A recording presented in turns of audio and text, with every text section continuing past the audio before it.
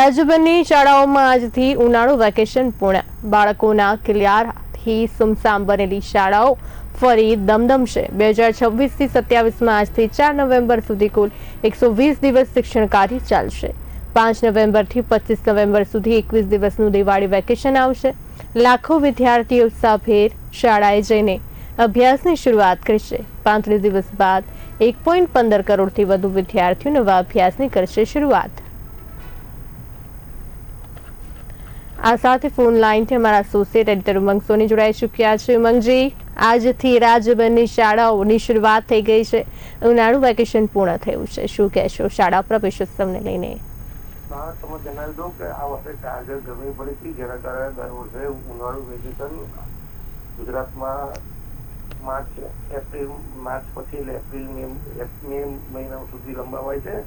જૂનનો પ્રથમ વીક છે અને તેના કારણે વેકેશન શરૂ થયું, કારણ કે વિધિવત ચોમાસાનો પ્રારંભ થઈ ચૂક્યો છે। કેરળથી મહારાષ્ટ્ર સુધી ચોમાસું આવી ચૂક્યું છે। ટૂંક સમયમાં ગુજરાતમાં વરસાદ પડશે તો 24 તારીખે સ્કૂલો શરૂ થઈ છે। ગુજરાતની જે વાત કરીએ, ગુજરાતના જે મોટા શહેરોમાં મોટી સંખ્યામાં વિદ્યાર્થીઓ ઉમટી પડ્યા હતા। ક્યાંક ખુશી ને ક્યાંક ગમનો માહોલ જોવા મળ્યો હતો, કારણ કે જે સ્કૂલમાં જે નવા છોકરાઓ પ્રવેશતા હોય એમ એ સ્વાભાવિક છે કે જે ફર્સ્ટ ટાઈમ સ્કૂલ આવતા હોય એટલે તેમના મોઢા પર દર્દ હોય, દુઃખ હોય, ખુશી ના હોય, પરંતુ જે જૂના મિત્રો હોય, જે એક ધોરણ પાસ થઈ ચૂક્યા હોય, તેવા તેમના નવા બે ધોરણ નવા મિત્રોને મળ્યા ના હોય, તેમના માટે હસી ખુશીનો માહોલ છે। 2026-27નો જે વિધિવત પ્રારંભ છે સ્કૂલ શૈક્ષણિક કાર્યનો, એ પ્રારંભ થઈ ચૂક્યો છે।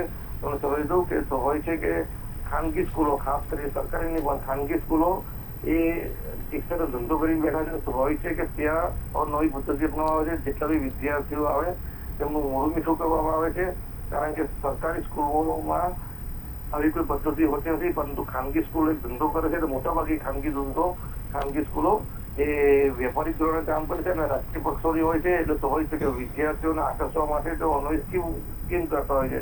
આજથી સ્કૂલો ચાલુ થઈ ગઈ છે અને ખાસ કરીને ગરમીના માહોલમાં વિદ્યાર્થીઓનું સુરક્ષા રહે તે માટે પ્રાથમિક સુવિધાઓ બી મોટાભાગની સ્કૂલોએ કરી છે, જેવી કે વિદ્યાર્થીઓને ટાઈમસર પાણી આપવું, સ્કૂલોમાં પંખા રાખવા, વેન્ટિલેશન રાખવું, આવી તમામ સુવિધાઓ, બેઝિક સુવિધાઓ ખાસ કરીને ખાનગી સ્કૂલોમાં કરી છે।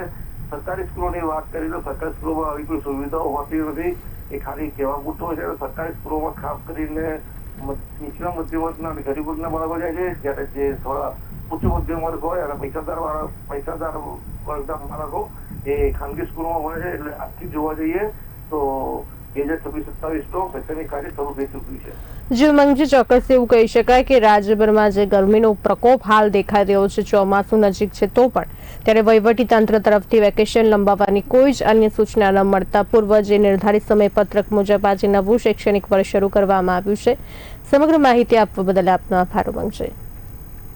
તો આજથી શાળાઓ શરૂ થઈ ગઈ છે। આ અસહ્ય ગરમીને ધ્યાનમાં રાખીને શાળાઓ દ્વારા વિદ્યાર્થીઓની સુરક્ષા અને સુવિધા માટે ખાસ પ્રકારનું આયોજન પણ કરવામાં આવ્યું છે, જેમ કે શાળા સંચાલકો દ્વારા દરેક ક્લાસરૂમમાં પંખા, વેન્ટિલેશન અને વિદ્યાર્થીઓની બેઝિક જરૂરિયાતો પૂરી રાખવા પર ભાર મૂકવામાં આવ્યું છે। આ ઉપરાંત કહી શકાય તીવ્ર ગરમીથી બચાવવા માટે સ્કૂલોમાં ઠંડા અને શુદ્ધ પીવાના પાણી માટે વોટર કુલર સહિતની વિશેષ વ્યવસ્થાઓ પણ ઊભી કરવામાં આવી છે।